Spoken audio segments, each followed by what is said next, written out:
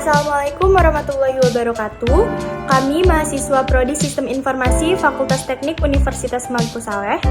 Video ini bertujuan untuk memenuhi tugas dari mata kuliah Keamanan Informasi dengan dosen pengampu Ibu Fidiatunisa STMP.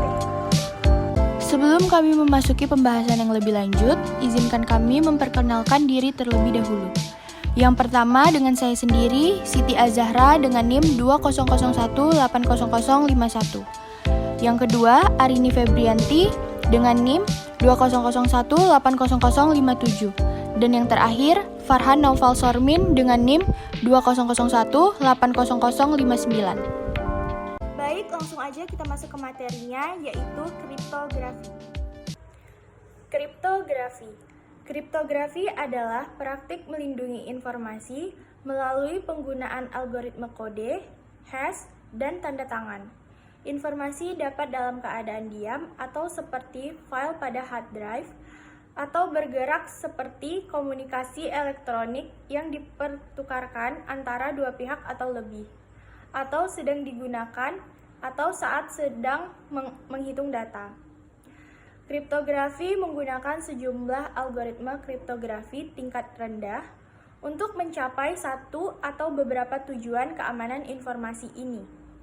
Alat-alat ini meliputi algoritma enskripsi, algoritma tanda tangan digital, algoritma hash, dan fungsi lainnya. Tujuan kriptografi. Ada 4 tujuan dasar dari kriptografi, di antaranya yang pertama, kerahasiaan. Kerahasiaan diberlakukan kepada siapa saja. Tentunya, selain kepada Anda yang mempunyai kunci rahasia atau otoritas untuk membuka informasi terkait menggunakan kata sandi yang tepat. Yang kedua, integritas data. Tujuan kedua berkaitan dengan penjagaan perubahan data yang tidak sah. Misalnya, dari upaya tidak bertanggung jawab pada hacker, dibutuhkan suatu sistem untuk dapat mendeteksi manipulasi data yang dilakukan pihak lain seperti menjaga integritas data. Yang ketiga, autentikasi. Autentikasi dalam kriptografi berkaitan dengan pengenalan atau identifikasi, baik yang berlangsung untuk kesatuan sistem atau hanya informasi itu sendiri. 4. Non-repudiasi merupakan suatu upaya seperti mencegah adanya penyangkalan atau pengiriman informasi oleh pihak yang mengirim. Penyangkalan bahwa pesan berasal dari pihak yang ditunjuk. Jenis-jenis kriptografi. 1. Simetris. Jenis kriptografi ini diciptakan oleh Lester S. Hill sekitar tahun 1929, yang mana dibuat dengan tujuan bisa mewujudkan cipher yang tidak mudah dipecahkan meski menggunakan teknik analisis frekuensi.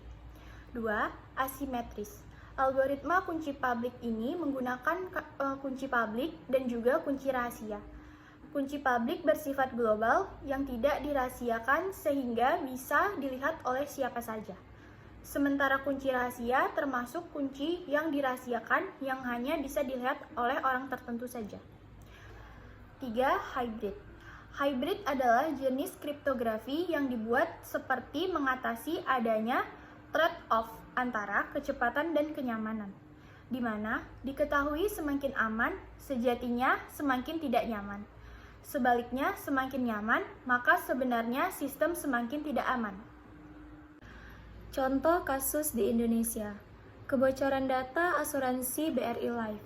Kasus hacking di Indonesia dengan insiden kebocoran data juga pernah dialami oleh perusahaan asuransi BRI Life pada Juli 2021.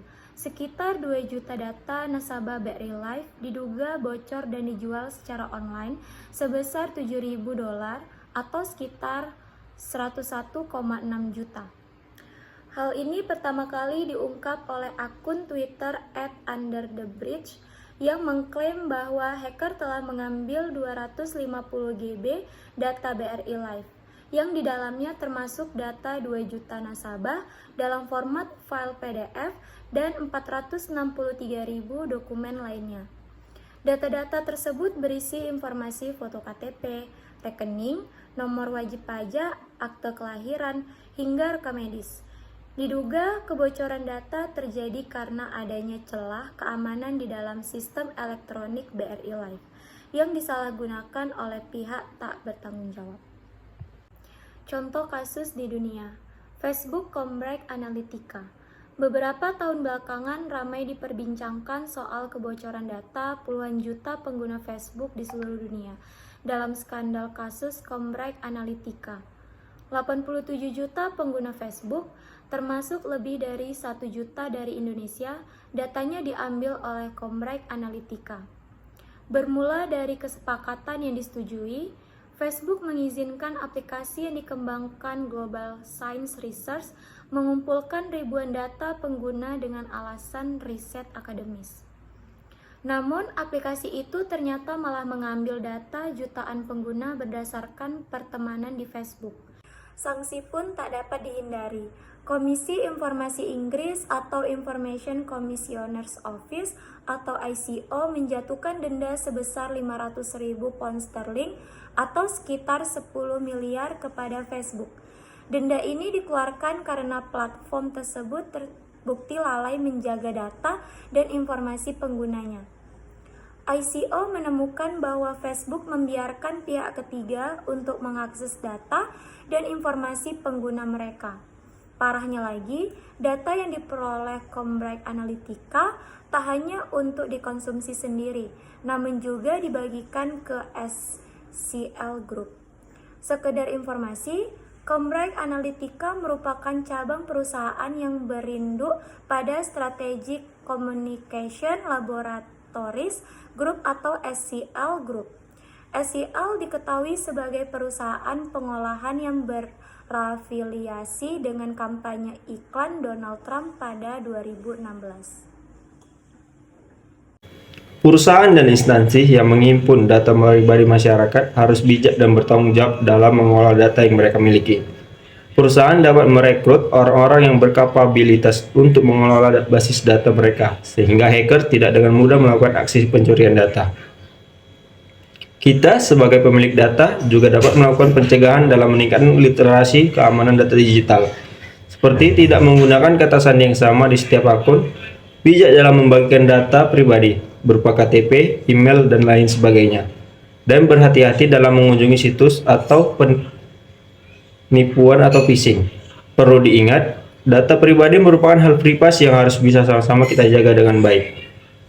Sekian presentasi dari kami. Semoga apa yang kami sampaikan dapat bermanfaat bagi kita semua. Terima kasih. Wassalamualaikum warahmatullahi wabarakatuh.